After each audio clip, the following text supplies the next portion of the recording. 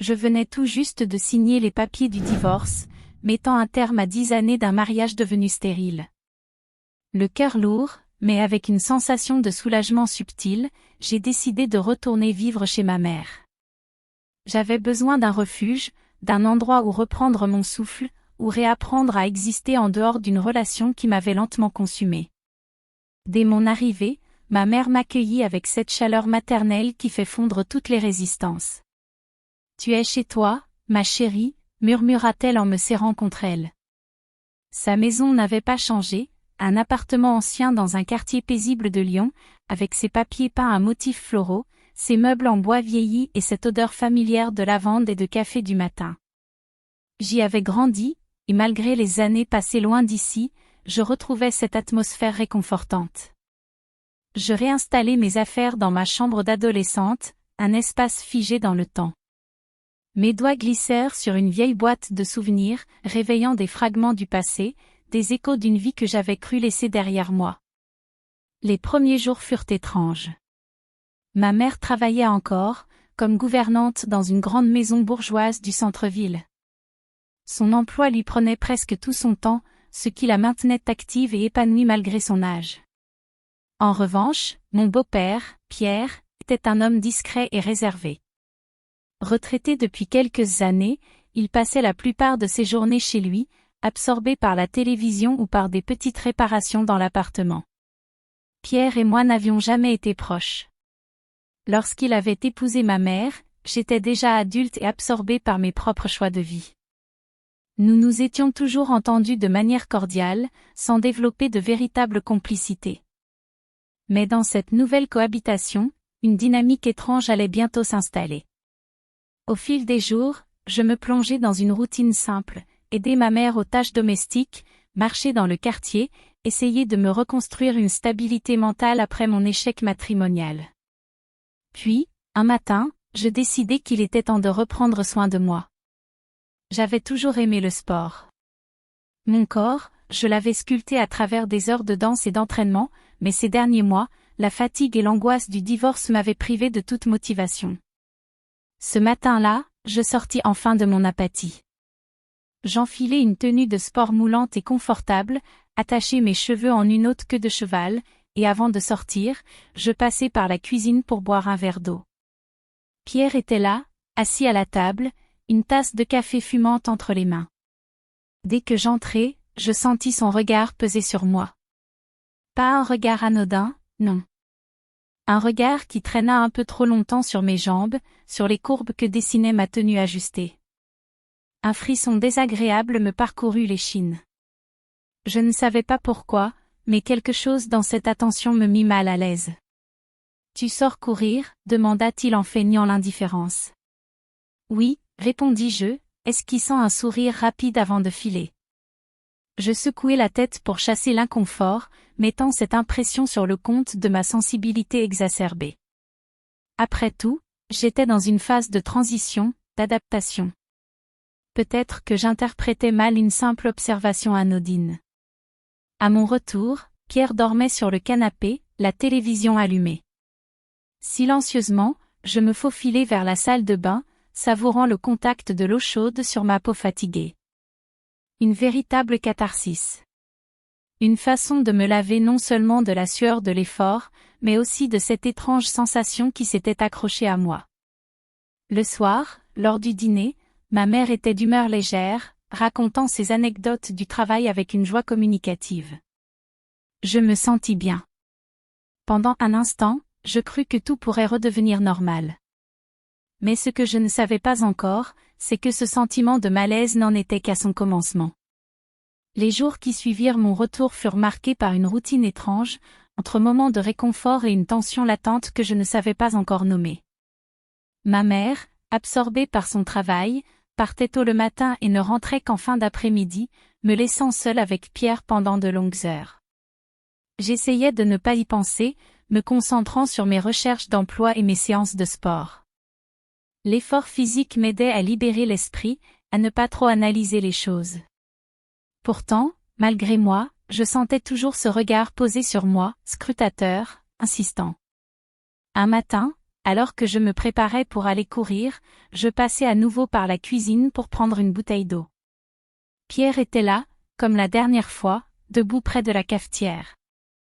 Je sentis immédiatement cette même intensité dans son regard lorsqu'il tourna la tête vers moi. « Tu t'entraînes souvent, ces derniers temps ?» observa-t-il d'un ton neutre. « J'essaie de reprendre le rythme », répondis-je en haussant les épaules. J'attrapai ma bouteille et m'apprêtais à sortir, mais sa voix me retint. « Tu sais, ça te va bien. » Je me figeai un instant, sentant une chaleur désagréable envahir mon visage. Il y avait quelque chose dans sa voix, dans la façon dont il avait prononcé ces mots, qui me dérangeait profondément. Je forçai un sourire, un réflexe mécanique. « Merci. » Et je sortis rapidement. Dehors, l'air frais du matin me fit du bien, mais mon esprit restait troublé. Avais-je imaginé cette nuance dans sa voix? Peut-être que mon propre inconfort déformait la réalité. Après tout, Pierre n'avait jamais été déplacé avec moi auparavant. Le lendemain, alors que j'étais dans ma chambre en train de chercher des offres d'emploi sur mon ordinateur, j'entendis frapper doucement à la porte. Oui. Pierre passa la tête par l'entrebâillement. Je voulais savoir si tu voulais du café. Sa proposition me surprit. Ce genre d'attention ne lui ressemblait pas. Pourquoi pas, merci. Il entra avec 2 tasses et me tendit la mienne avant de s'asseoir sur le bord du lit. Ce simple geste me fit me raidir. Alors, tes recherches avancent? J'ai envoyé quelques CV, mais c'est pas évident. Il hocha la tête, fixant sa tasse avant de soupirer. Tu sais, la maison est plus vivante depuis que tu es là. Je relevai les yeux vers lui. Ah. Il eut un petit sourire, un brin mélancolique. Ta mère et moi. On ne partage plus grand-chose depuis longtemps. On cohabite, c'est tout. Je ne savais pas quoi répondre. C'était étrange d'avoir cette discussion avec lui, cet homme qui, jusque-là, avait toujours été si distant. Il poursuivit. Parfois, on se sent seul, même entouré de monde. Il me regardait intensément, cherchant une réaction chez moi. J'étais mal à l'aise. Je savais qu'il cherchait à établir un lien, mais quelque chose sonnait faux. Je pris une gorgée de café pour éviter de répondre immédiatement. Je comprends. Mais tu sais, ma mère tient beaucoup à toi. Il eut un sourire amer. J'en doute parfois. Un silence pesant s'installa. Je n'aimais pas cette conversation. C'était comme s'il me confiait une partie de lui que je n'avais pas demandé à connaître. Comme s'il cherchait à éveiller quelque chose en moi. Les jours passèrent, et les moments où nous étions seuls semblaient devenir de plus en plus étranges. Pierre trouvait toujours une excuse pour venir me parler. Il s'asseyait souvent un peu trop près, ou effleurait mon bras en me passant une assiette. Des gestes anodins en apparence, mais qui, dans leur répétition, prenaient un tout autre sens. Une nuit, je me réveillai assoiffée et me dirigeai vers la cuisine dans l'obscurité. En passant devant le salon, je vis une lumière tamisée. La télévision était allumée. Pierre était là, assis sur le canapé. Mais ce n'est pas ce qui attira mon attention. Il était torse nu, et ses mouvements étaient lents, presque hypnotiques. Son regard était fixé sur son téléphone, absorbé dans une activité qu'il pensait solitaire. Je restai pétrifié dans l'ombre. Mon souffle se coupa lorsque je compris ce qu'il était en train de faire. Un frisson étrange me parcourut. C'était un mélange de choc, de malaise, et d'autres choses que je ne voulais pas nommer. Je devrais partir. Je devrais faire demi-tour, retourner dans ma chambre et oublier cette scène. Mais je restais là. Je ne savais pas pourquoi. Peut-être était-ce la surprise, ou peut-être autre chose, quelque chose d'inavouable. Mon regard se posa sur lui, sur la tension dans son corps, sur la concentration sur son visage. Je ne bougeais pas. Il ne se rendait pas compte de ma présence. Puis, lentement, je repris mes esprits et me retirai en silence, retournant dans ma chambre avec un cœur battant la chamade. Je m'allongeai sur mon lit, incapable de fermer les yeux. Qu'est-ce que je venais de voir? Et pourquoi cela me troublait-il autant? Une tension que je ne comprenais pas grandissait en moi. Les jours qui suivirent cette nuit étrange furent marqués par une tension que je n'avais jamais connue auparavant. Une tension sourde, subtile, mais omniprésente. Chaque matin, lorsque je croisais Pierre dans la cuisine ou dans le couloir, mon cœur s'accélérait légèrement. Ce n'était plus seulement de la gêne ou du malaise. Il y avait autre chose, une sensation indéfinissable qui me troublait. Lui, de son côté, continuait à agir comme si de rien n'était. Pourtant, ses regards duraient plus longtemps qu'avant. Parfois, lorsque nous nous croisions dans un espace étroit, comme le couloir ou l'encadrement d'une porte, il laissait un léger contact se produire. Rien d'ostensible. Juste une main effleurant mon bras, un frôlement presque accidentel qui me laissait étrangement fébrile. J'aurais dû le repousser, mettre une distance claire entre nous. J'aurais dû poser des limites. Mais je ne l'ai pas fait. Un après-midi, alors que ma mère était sortie faire des courses, je m'installai dans le salon avec un livre. J'essayais de me concentrer sur ma lecture, mais mon esprit était ailleurs. Pierre arriva quelques minutes plus tard et s'assit dans le fauteuil en face de moi. Il alluma la télévision, mais son regard dériva bientôt vers moi. « Tu lis quoi ?» demanda-t-il. Je levai à peine les yeux. « Un roman policier. » Il hocha la tête et ne dit rien d'autre, mais je sentais son regard sur moi. Petit à petit, je devins consciente de ma posture, de mes jambes croisées, du col légèrement entrouvert de mon pull. Je me sentais observée. Et pour une raison que je n'arrivais pas à expliquer, je ne changeais pas de position.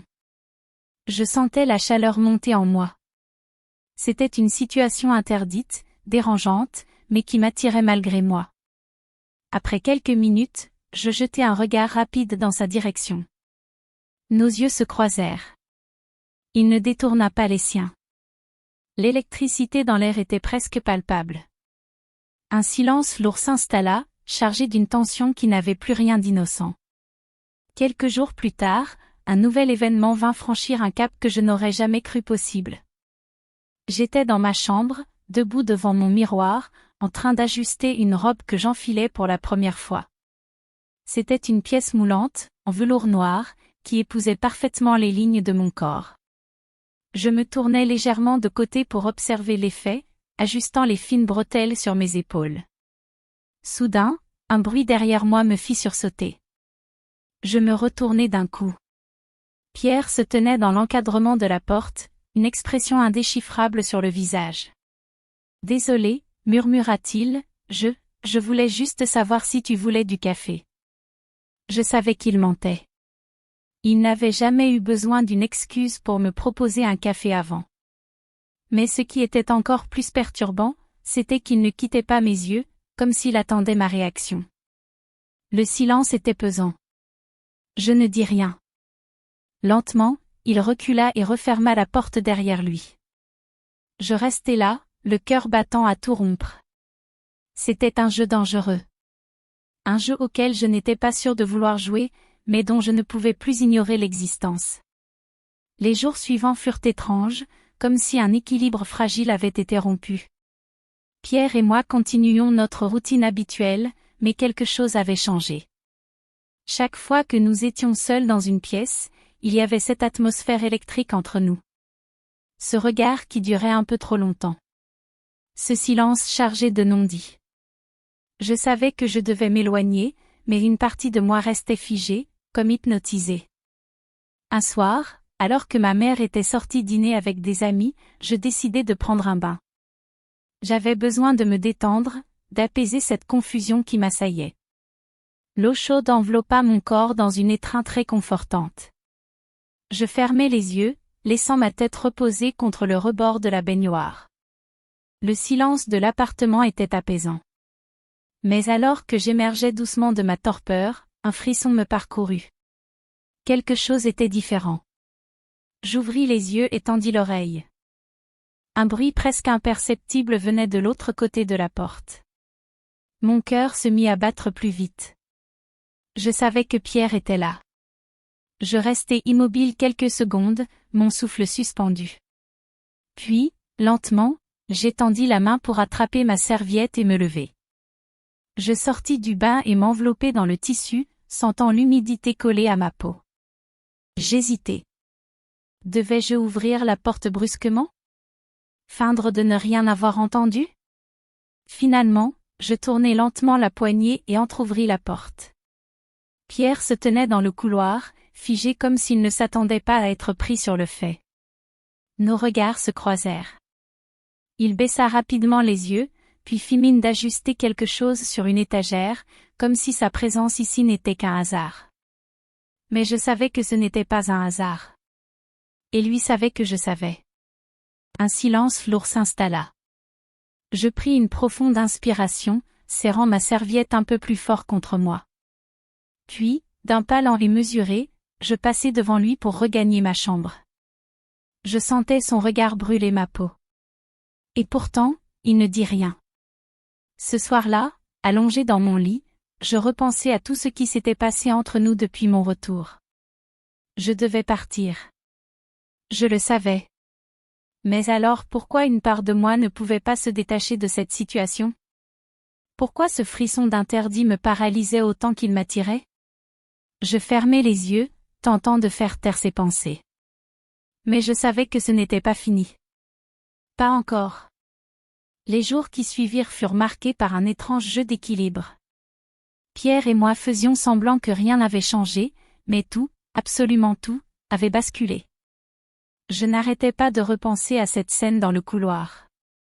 À ce regard échangé. À cette tension qui flottait dans l'air, comme une corde tendue prête à se rompre. J'avais envisagé de partir. Plus d'une fois, j'avais failli faire mes valises et quitter cet appartement, retourner à mon indépendance, loin de cette confusion. Mais je ne l'avais pas fait. Quelque chose me retenait encore ici. Quelque chose que je n'arrivais pas à nommer. Un soir, alors que ma mère dormait déjà, je me retrouvai seule dans le salon. La télévision était allumée en fond sonore, mais je ne prêtais pas attention aux images qui défilaient. J'étais perdue dans mes pensées, essayant de comprendre ce qui m'arrivait. C'est alors que j'entendis des pas derrière moi. Pierre venait d'entrer dans la pièce. Il ne dit rien au début. Il s'approcha lentement et s'installa sur le fauteuil en face du mien. « Tu ne dors pas ?» demanda-t-il finalement d'une voix calme. « Non. Et toi ? » « Pas vraiment. » Un silence s'installa. Je savais que je devais parler, dire quelque chose, mettre fin à cette atmosphère étrange entre nous. Mais je n'en avais pas la force. C'est lui qui reprit la parole. « Je crois qu'on devrait arrêter ce jeu. » Je relevai les yeux vers lui, surprise par la sincérité dans sa voix. « Quel jeu ? » Soufflai-je. Il haussa légèrement les épaules, me fixant avec cette intensité que je connaissais trop bien maintenant. Celui auquel on joue depuis des semaines. Je déglutis difficilement. Il n'avait pas tort. Nous étions tous les deux conscients de ce qui se passait, même si aucun de nous n'avait osé le nommer. Mais à cet instant, entendre ces mots prononcés à voix haute rendait tout encore plus réel. Je baissai les yeux, sentant une étrange vague d'émotion me submerger. « Je ne sais pas pourquoi je n'arrive pas à partir, » murmurai-je. Pierre soupira doucement. « Parce que ce n'est pas si simple. » Je relevai les yeux vers lui. Il y avait quelque chose dans son regard. Une tristesse. Un regret. Peut-être même un soupçon de culpabilité. « Je ne veux pas te blesser », ajouta-t-il après un moment. Et cette phrase fut comme une gifle. Parce qu'elle signifiait qu'il était déjà trop tard. Nous étions allés trop loin. Même sans qu'aucune frontière ne soit franchie, l'impensable avait déjà eu lieu. Le simple fait que nous soyons assis là, en pleine nuit, à avoir cette conversation, prouvait que nous étions pris au piège dans quelque chose qui nous dépassait. Cette nuit-là, je n'ai presque pas dormi. Je savais que c'était terminé. Que nous ne pouvions plus continuer à prétendre. Le lendemain matin, j'annonçai à ma mère que j'avais trouvé un appartement. Elle fut surprise, bien sûr, mais ne posa pas trop de questions. Et une semaine plus tard, je quittai la maison. Je savais que c'était la seule issue possible. Et pourtant, au moment où je franchis la porte pour la dernière fois, un étrange sentiment d'inachevé me traversa. Comme si quelque chose avait été laissé en suspens, enfermé à jamais dans cet appartement. Mais peut-être était-ce mieux ainsi. Parfois, certaines histoires n'ont pas besoin de fin.